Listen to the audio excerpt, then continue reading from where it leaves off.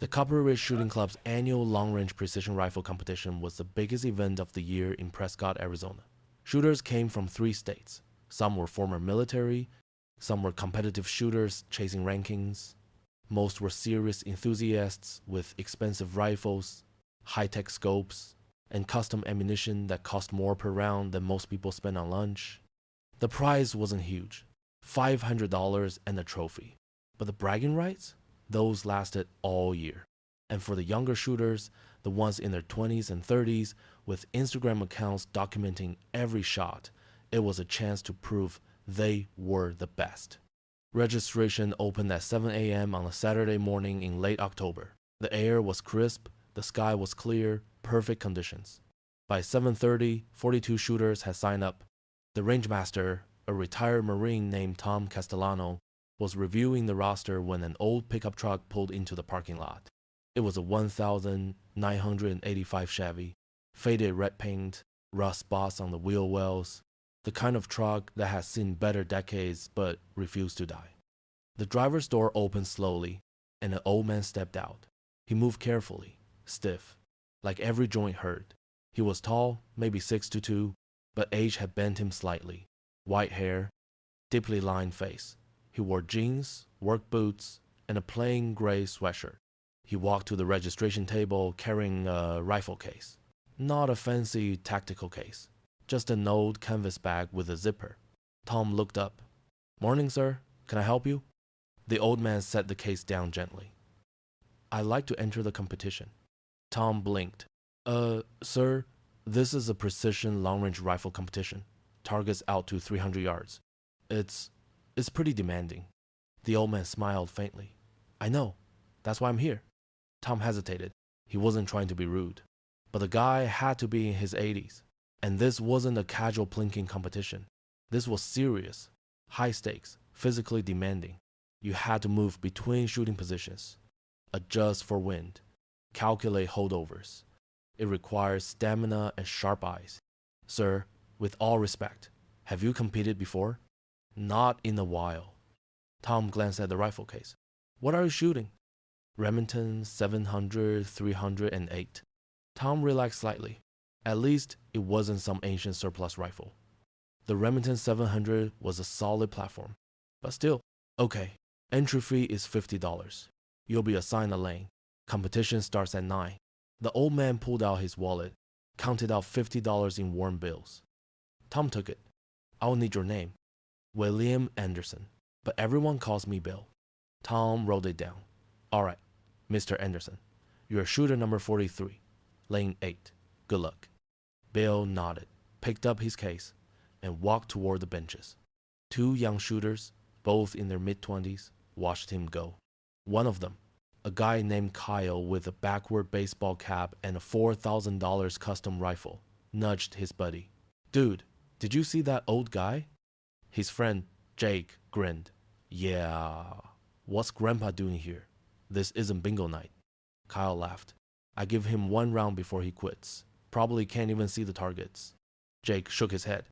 $50 says he doesn't hit paper past 100 yards. Deal. By 8:45, all the shooters were at their lanes. The range was impressive. 10 shooting positions, concrete benches, steel targets at 100, 200, and 300 yards. And for the final round, a moving target at 250 yards that simulated wind drift and required serious skill. Bill Anderson set up at lane 8. He unzipped his case and pulled out his rifle. It was old, worn, the stock had scratches. The bluing on the barrel was faded in spots, but it was clean, well maintained.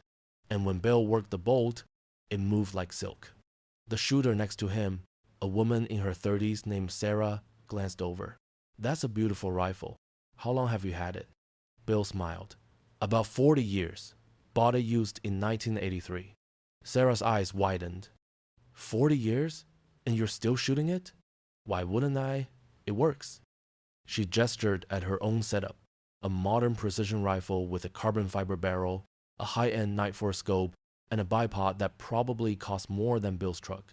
"I just figured, technology's changed a lot." Bill nodded. "It has. But fundamentals haven't. Good trigger control, proper breathing, reading the wind. Those don't change. Sarah smiled. Well, good luck. You too. At 9 a.m. sharp, Tom Castellano's voice came over the loudspeaker. Shooters, welcome to the Copper Ridge Annual Precision Rifle Competition. We'll have 4 stages. Stage 1 is 100 yards, 5 shots, paper targets. Stage 2 is 200 yards, 5 shots, steel. Stage 3 is 300 yards, 5 shots, steel. And stage 4 is our moving target at 250 yards, 3 shots. Top cumulative score wins. Shooters ready? A chorus of affirmatives. Stage 1 is live. You have 10 minutes. The range erupted in gunfire. Bolt actions, cycling, brass hitting concrete. The sharp crack of centerfire rifles echoing across the valley. Bill settled behind his rifle, adjusted the simple 10x scope, chambered around, and breathed slow, steady, the way he'd done 10,000 times before. He found his sight picture, felt the trigger, and squeezed. The rifle recoiled. The target, 100 yards downrange, jolted. Bill cycled the bolt, fired again and again. 5 shots, methodical, no rush. When the ceasefire was called, the range officers walked downrange to score the targets. Bill stood, stretched his back, and waited. Kyle, 2 lanes over, leaned toward Jake. Think Grandpa even hit the target? Jake smirked. I'll be shocked if he's still awake. The scores came back. Tom read them over the loudspeaker. Most shooters had scored between 45 and 50 points out of a possible 50. A few perfect scores. Sarah had a 49. Kyle had a 50. Lane 8. William Anderson, 50 points. Kyle's smirk faded. Wait, perfect score? Tom continued reading, but Kyle was already looking at Bill. The old man was just sitting there, calm, unloading his rifle like it was nothing. Stage 2, 200 yards. Steel targets. Harder. Wind was picking up slightly. The targets were 8-inch circles, missed by more than 4 inches, and you'd hear the miss, no impact. Bill chambered another round, adjusted for distance, felt the wind on his face, left to right, maybe 3 miles per hour. He held slightly left, fired. The steel rang, a perfect hit. 4 more shots, 4 more hits. When the scores came back, Bill had another perfect score. So did 3 other shooters. But Kyle had missed one. Jake had missed 2. Jake looked at his buddy. Okay, that's weird. Kyle didn't answer. He was staring at Bill. Stage 3, 300 yards. This was where most casual shooters struggled. 300 yards with iron sights was difficult. With a basic scope and old ammo, it was brutal. The wind had picked up to maybe 5 miles per hour. Gusty, inconsistent. The younger shooters, with their ballistic calculators and wind meters, were making adjustments, dialing their scopes, checking their data. Bill just watched the grass, felt the wind, and made a mental note. He fired. The steel rang. Again. Ring. Again. Ring. 5 shots. 5 hits. The range went quiet. People were noticing now. An 80-year-old man with a 40-year-old rifle and a basic scope was shooting clean. No misses, no errors. Just perfect mechanical precision. Tom caught out the scores. Lane 8, William Anderson. Perfect score, 50 points. Kyle turned to Jake. Who the hell is this guy? Jake shook his head. I don't know, but we just lost $50. Sarah, the woman next to Bill, leaned over. Mr. Anderson, that was incredible. Have you done this before? Bill smiled. A bit. Where'd you learn to shoot like that? The Army. Recently? Bill chuckled. No, long time ago. Stage 4, the final stage. Moving target at 250 yards. This was the separator. The target moved laterally on the track at about 2 miles per hour. Shooters had to lead the target, account for wind, and time the shot perfectly. 3 shots. Best 2 out of 3 counted. Most shooters would be lucky to hit one. Bill watched the target move, left to right, steady pace. He calculated, not with a computer, just with experience, years of watching, learning, understanding. He chambered around, tracked the target, led it by about 6 inches, and fired. The steel ran. He cycled the bolt, tracked again, fired. Ring, third shot, just to be sure. Ring, 3 for 3. The range exploded, not with gunfire, with voices, shooters standing up, looking at lane 8, talking, pointing. Tom's voice came over the speaker. Ladies and gentlemen, we have a perfect score. Lane 8, William Anderson. All stages, perfect. 150 out of 150 points. The applause started slowly, then built, then became a standing ovation.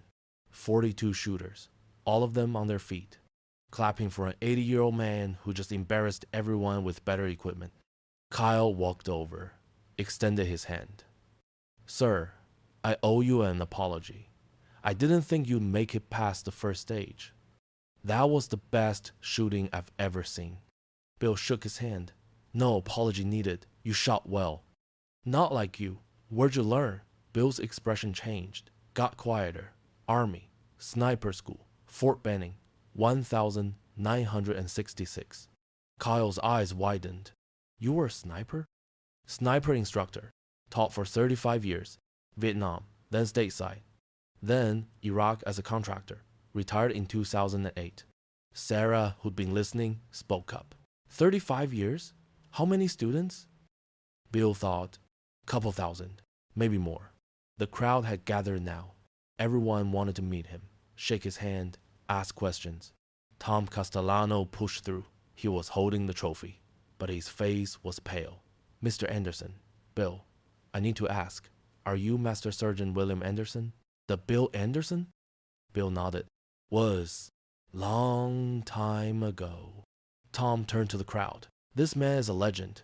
He wrote half the manuals we use for long-range shooting. He trained some of the best snipers in the US military.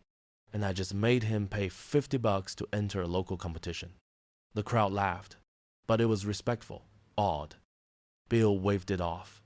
I'm retired, just wanted to see if I still had it. Tom handed him the trophy. Sir, you don't just still have it.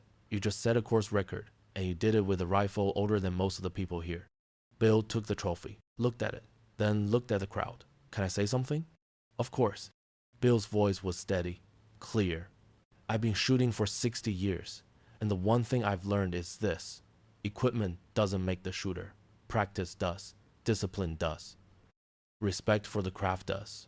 I see a lot of you with expensive gear, and that's fine. But don't rely on it. Master the basics. Learn to read wind with your eyes, not a computer. Learn to control your breathing, your heartbeat, your mind. Because when it matters, when everything's on the line, the rifle doesn't pull the trigger. You do. The range was silent. Then someone started clapping. Then everyone. Because they knew they'd just been taught a lesson by a master. After the ceremony, Bill was packing up his rifle when a teenage boy approached. Maybe 17. Nervous. Mr. Anderson? Can I ask you something? Sure. I want to be a sniper in the army. But everyone says I'm not good enough, that I don't have what it takes. Do you think I could do it? Bill looked at him, really looked, saw the hunger, the determination. You got a rifle? Yes, sir. A-22.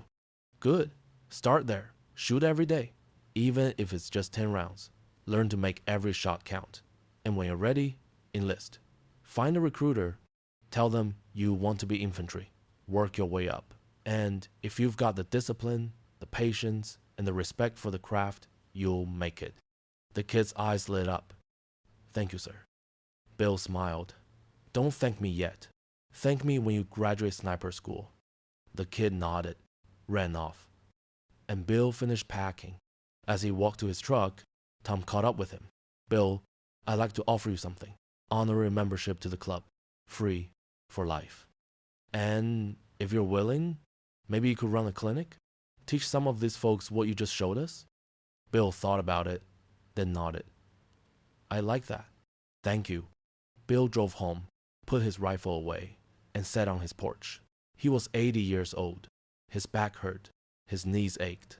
But he'd just done something he loved, something he was good at, and reminded a bunch of young shooters that age is just a number. Skill is eternal. The story went viral. A local news station picked it up. Then a national one. 8 0-year-old veteran dominates shooting competition with 4 0-year-old rifle.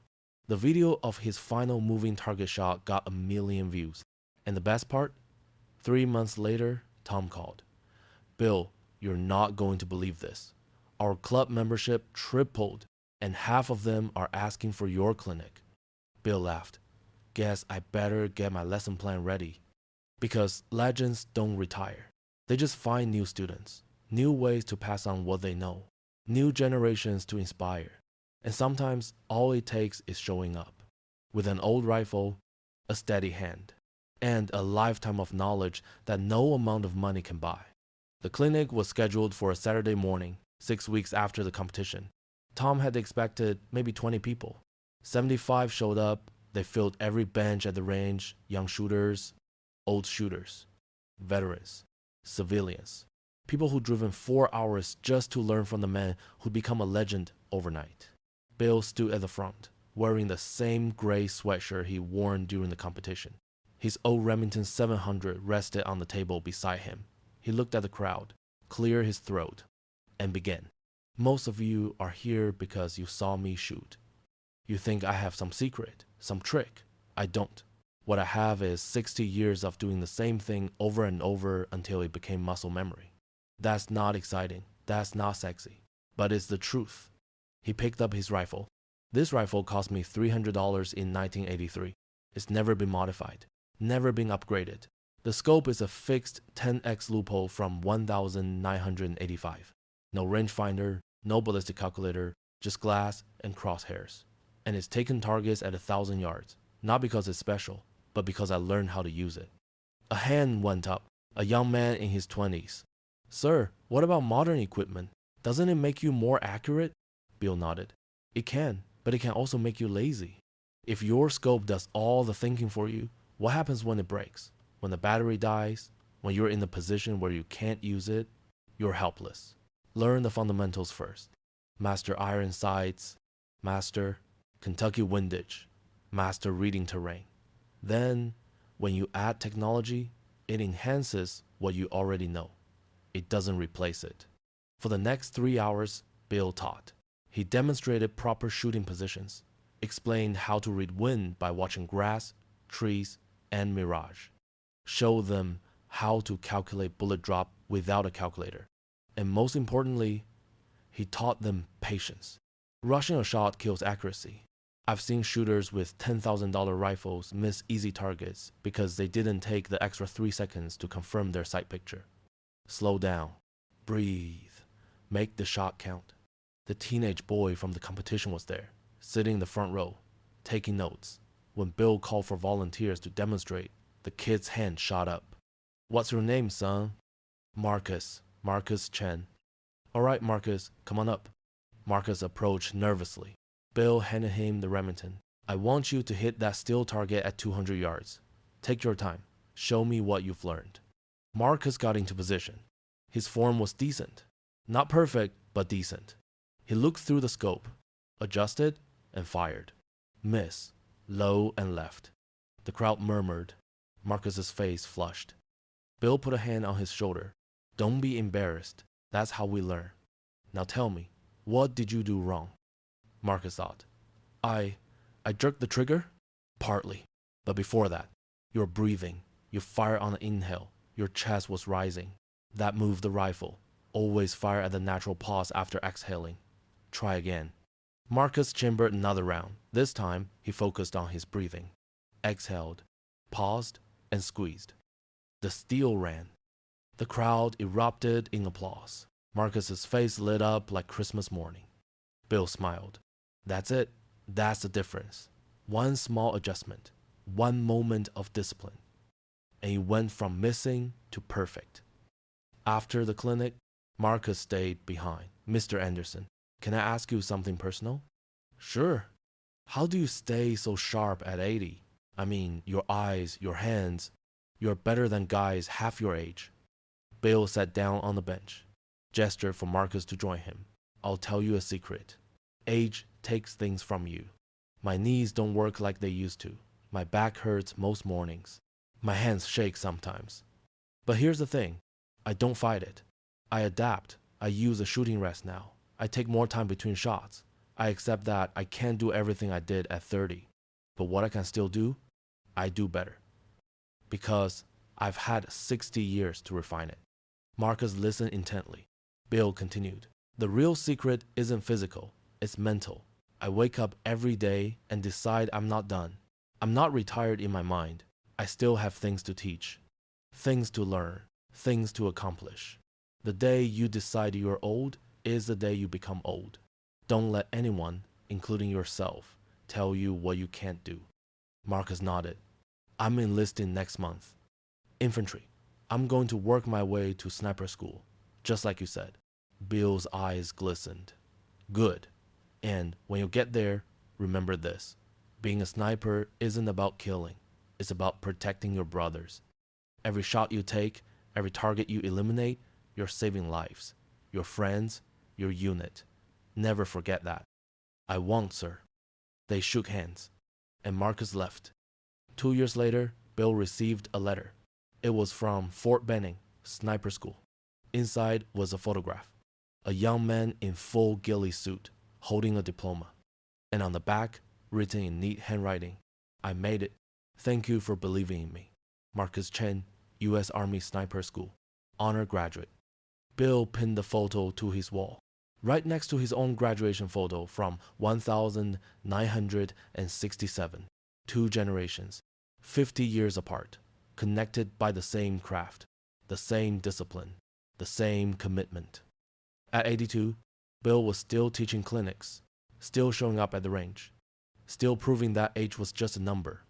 And every time a young shooter asked him when he'd retire, he'd smile and say the same thing.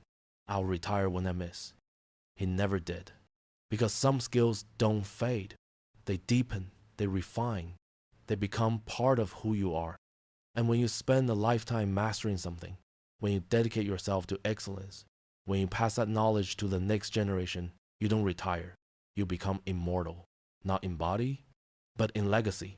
In the students who carry your lessons forward, in the lives you touch, in the perfect shots that echo across generations. Bill Anderson never won another competition. He didn't need to. He'd already won something far more valuable: respect, admiration, and the knowledge that when he was gone, his lessons would live on. In every shooter who remembered to breathe, in every student who slowed down, in every sniper who protected their brothers. Because an 80-year-old man with a 40-year-old rifle showed them that true mastery never dies. It just finds new hands to hold the rifle. Retry.